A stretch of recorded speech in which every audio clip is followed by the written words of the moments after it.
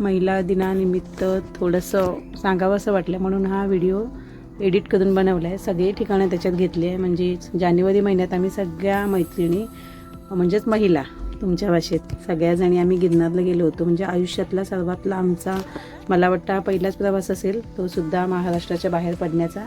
आणि त्यातसुद्धा आम्ही सगळ्या गृहिणी आहोत सगळ्याजणी. बऱ्याच जणांनी अविश्वास दाखवला, बापरे एवढ्या लांब तुम्ही जाणार आणि घरातला पुरुष वगैरे नाही.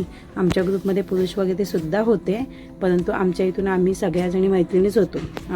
तरीसुद्धा आमच्या घरच्यांनी मात्र आमच्यावर अविश्वास दाखवला नाही.